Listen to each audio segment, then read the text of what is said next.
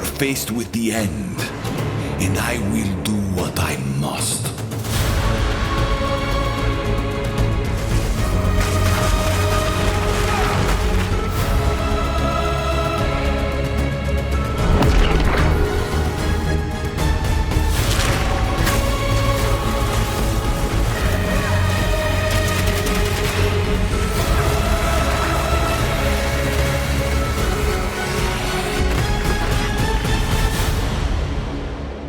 Hello my fellow gamer, it's Griffin here.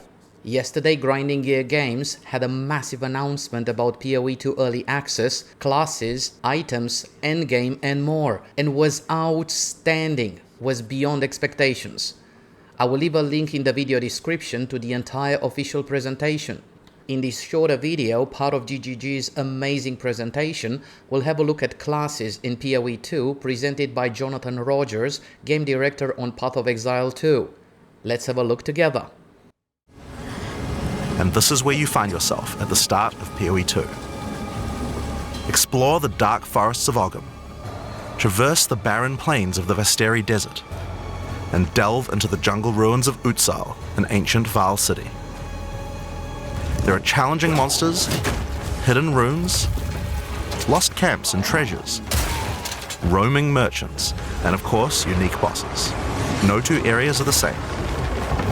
It falls to you to track down the seed of corruption, the source of all this devastation. On the way, you'll face fearsome monsters, meet strange characters, forge unlikely bonds, and uncover lost civilizations. But first, you'll need to pick a class. Now, Early Access will initially have 6 classes available. Let's have a look at them. The Monk is a fast and furious melee fighter. He dashes in and out of combat and has mechanics that involve building up and keeping momentum. Like all classes in POE 2, you'll want to use a wide variety of skills to mix and match different combos. To get new skills, you will first need to find skill gems.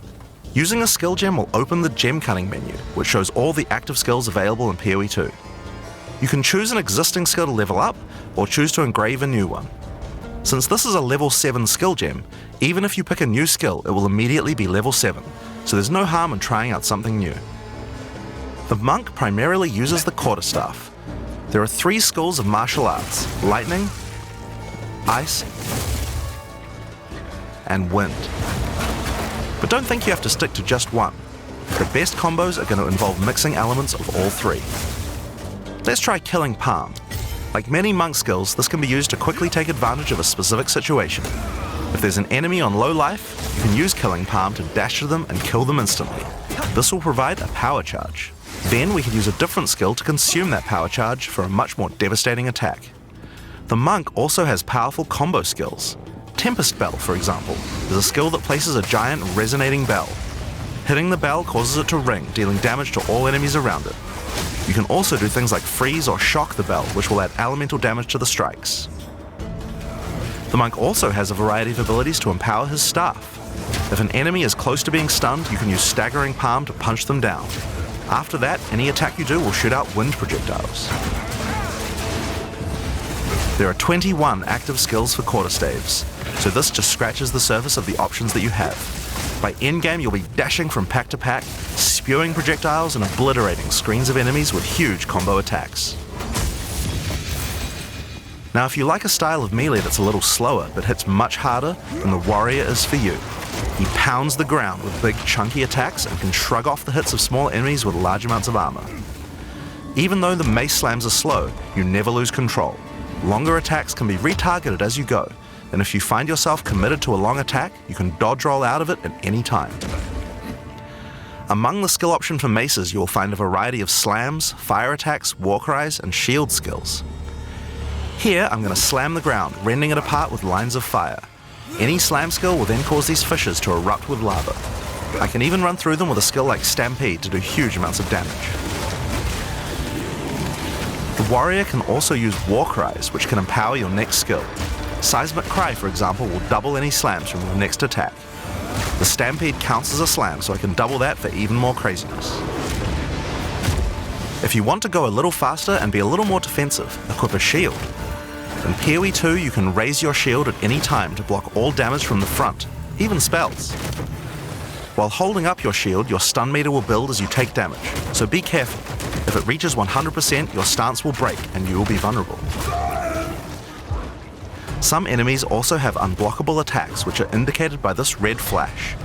If you see one of these coming, make sure to dodge out of the way. Using a shield also gives you access to shield skills, like Shield Charge, which allows you to charge towards enemies and stun them. While charging, you're also blocking the whole time, so you have full damage immunity from the front. The warrior also has access to totems. Some totems have built-in abilities, like Shockwave Totem, which can be placed to stun nearby enemies and trigger aftershocks like those from the earthquake.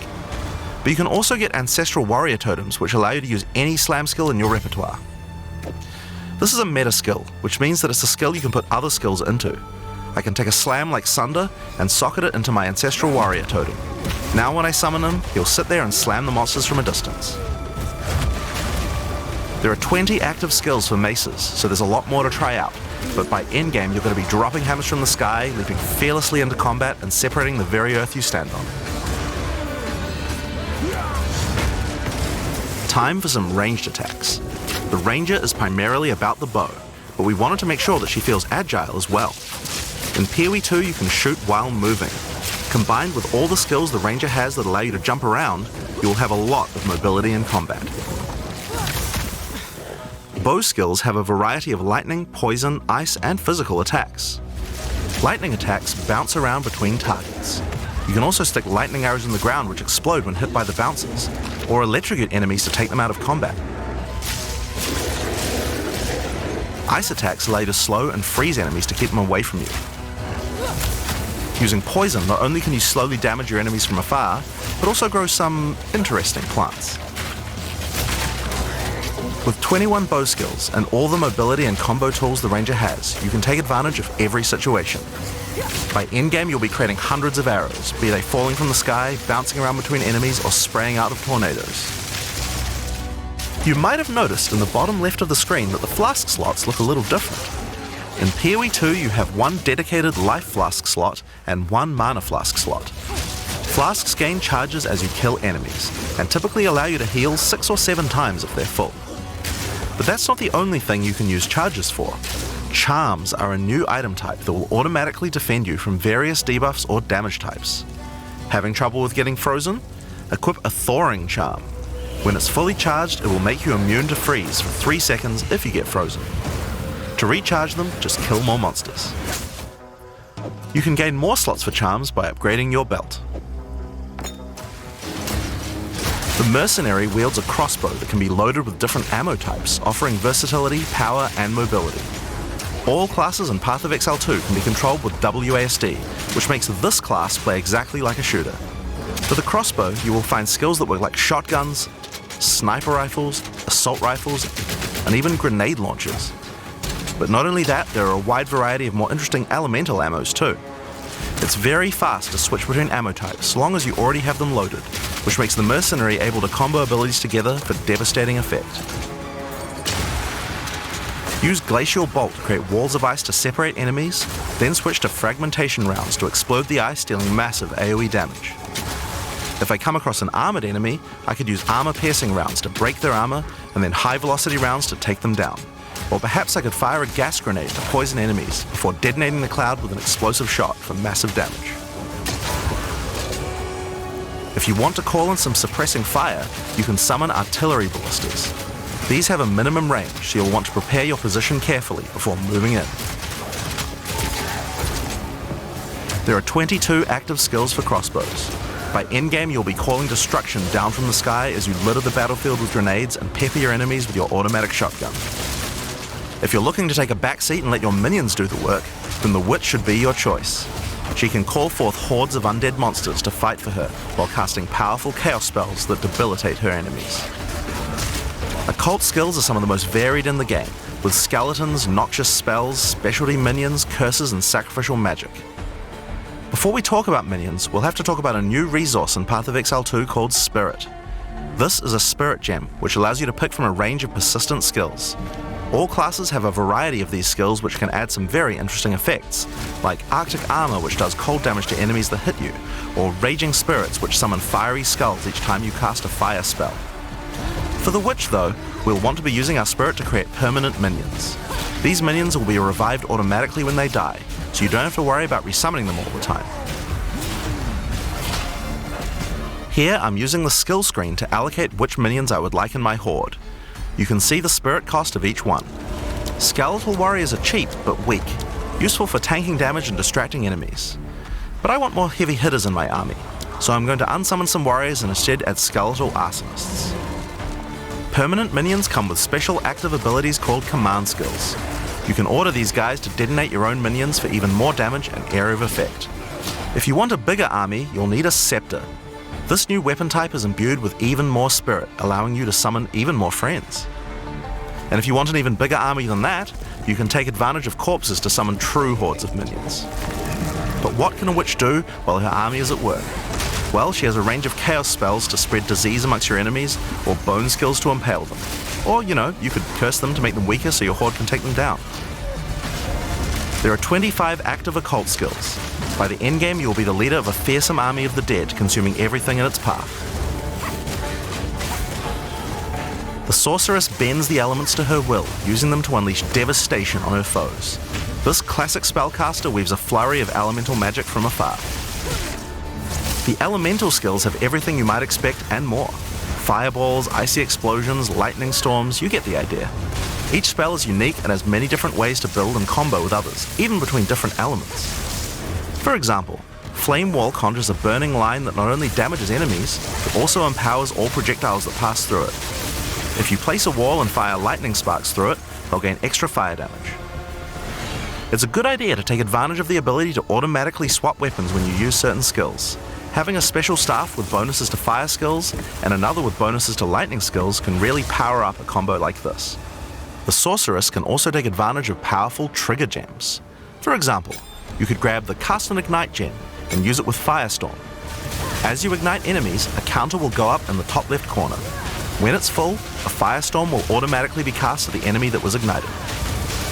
There are 25 active elemental skills.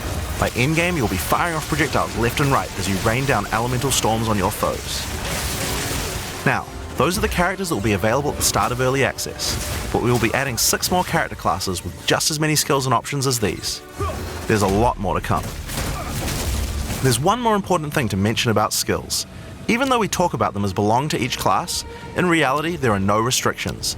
You can use all these skills on any class so long as you have the attributes. For example, a Poison Ranger might want to try out using occult curses to increase her poison damage, or a monk might want to trigger elemental ice walls to use with his Glacial Cascade combo. The possibilities for cross-class combos are practically unlimited. We're looking forward to what kind of things you guys might find. Oh wow, that was brilliant. But what do you think about it? Which class are you going to play first and why? Feel free to share your thoughts in the comment section below. Thank you so much for watching and stay tuned for more videos. All the best. Bye.